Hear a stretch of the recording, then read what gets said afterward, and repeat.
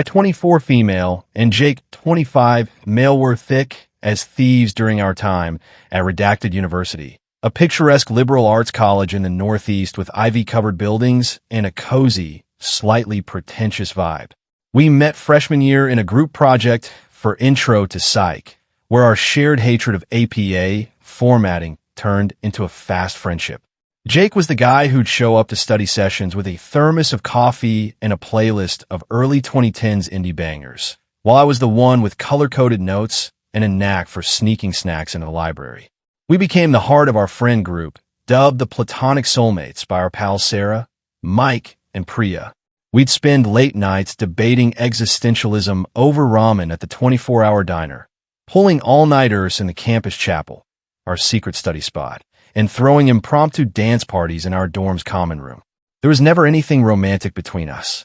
Sure, Jake's dimpled smile and sarcastic wit made my heart skip a beat once or twice, but we were too busy being besties to cross that line.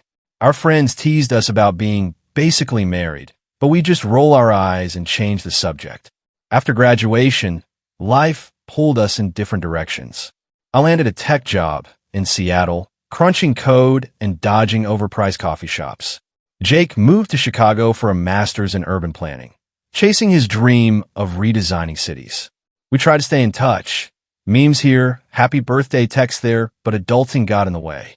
By the time our 5-year reunion rolled around, we hadn't spoken in over a year.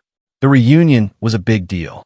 Our university went all out, a weekend of events on campus, complete with string lights strung across the quad, a cover band butchering Tame Impala, and an open bar with suspiciously cheap wine. I was nervous, but excited to see Jake and our old crew. I'd spent way too long picking out an outfit, casual but cute, a denim jacket and boots that screamed, "I'm thriving promise," when I spotted Jake across the quad, leaning against a tree with a beer in hand. It was like stepping into a time machine. Same messy hair, same lopsided grin.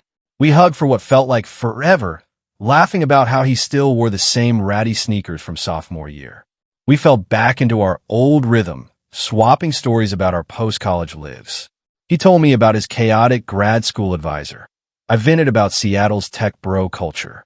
Our friends joined us, and soon we were reliving our glory days, remembering the time Mike accidentally set off the fire alarm, making microwave popcorn, or when Priya convinced us to crash a rival school's party. The night was perfect until it wasn't. Halfway through the reunion, I noticed my mom, Lisa, 50 SF, mingling with the crowd. I was surprised she'd shown up. She'd been a single mom since my dad passed when I was 10, and she rarely left her small town. Then I saw Jake's dad, Mark, 50 SM, walk over, slip his arm around her waist, and hand her a drink. They were giggly, like high school crush-level giggly. Jake and I locked eyes, both of us mouthing, "What the hell? Our parents? Together?" We cornered them for answers, and they dropped the bomb. They'd met a year ago at a singles mixer in our hometown, hit it off, and had been dating long distance ever since. Neither of us knew because, well, we hadn't exactly been texting our parents about their love lives, and they hadn't thought to mention it. As if that wasn't wild enough, during the reunion's closing toast, Mark clinked his glass, pulled Lisa close, and announced they were getting engaged. The crowd lost it. Cheers, claps, a few ahs from our overly sentimental classmates. Jake and I just stood there, dumbfounded as Sarah whispered, "This is some Hallmark movie *T. But it didn't end there. Lisa, beaming like I'd never seen before, said they'd planned a surprise wedding for the next day, right there on campus, in the chapel where Jake and I used to sneak into study. I choked on my wine. Jake muttered, "Is this allowed to happen this fast?" The next morning, I woke up in my hotel room with a mild hangover and a text from Jake. "Are we in a fever dream?" I wished. The wedding was at noon in the campus chapel, a stone building with stained glass windows that felt way too romantic for the chaos unfolding. Our friend group was there, already 3 mimosas deep, treating this like the social event of the year. Sarah was live tweeting the whole thing with hashtags like #reunion romance and #step-sib-saga. Mike kept joking about pitching this to Netflix. Priya, ever the planner, had somehow become the unofficial wedding coordinator, barking orders at the florist. Mom looked stunning in a simple white dress, and Mark was dapper in a suit, tearing up as they exchanged vows. Jake and I were roped into the roles of maid of honor and best man, standing awkwardly at the altar while our friends snickered from the pews. The ceremony was beautiful, I'll admit. Mom and Mark were clearly in love, and their vows about finding love when you least expect it had half the room crying.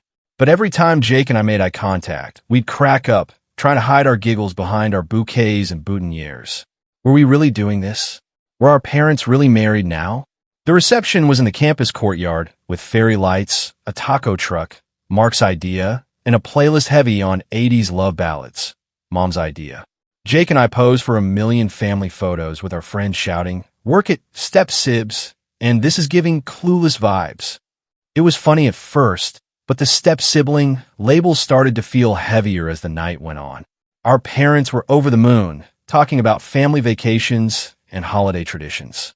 Meanwhile, Jake and I were just trying to wrap our heads around being legally family.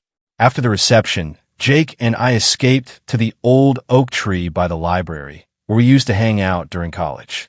We raided the open bar for a bottle of champagne and sat on the grass, laughing about the absurdity of the weekend. We reminisced about our late-night talks, the time we got stranded at a gas station during a road trip, and how we'd always promised to be in each other's lives no matter what. Maybe it was the champagne, the moonlight, or the nostalgia, but the vibe shifted.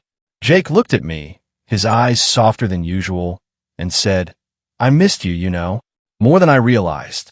My heart did a flip, and before I could overthink it, we kissed. It wasn't just a peck, it was a moment. The kind of kiss that makes your stomach drop and your brain go blank. But the second we pulled away, reality hit like a freight train. We're step-siblings now.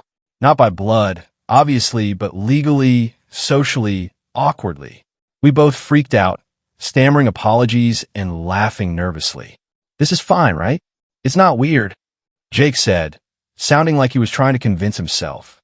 I just nodded, my face burning, and we agreed to pretend it never happened. Except we couldn't. Over the next few days, we started texting nonstop, first about the wedding, then about us.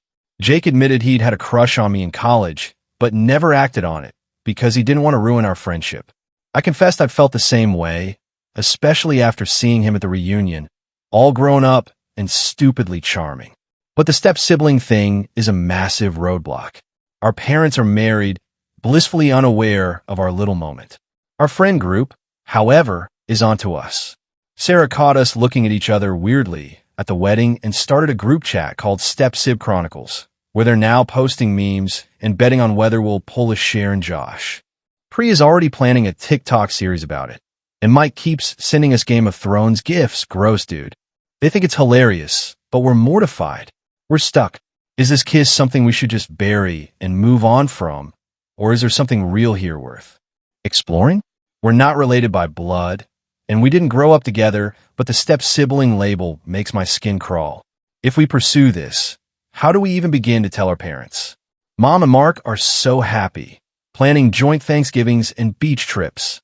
The idea of dropping this bombshell on them feels like betraying their new family vibe. But ignoring our feelings feels impossible too. Every time Jake texts me, I get butterflies, and I know he feels the same. Then there's the social fallout. Our friends are already turning this into a viral circus. Sarah's TikTok about the step-sib love story has 10K views and counting, and someone on X reposted it with hashtag Forbidden Reunion. If this gets any bigger, it could reach our parents or, worse, our old professors who follow the alumni page. How do we navigate this without torching our family or becoming a Reddit to TikTok cautionary tale? And how do I stop cringing every time someone calls us the Step-Sibs?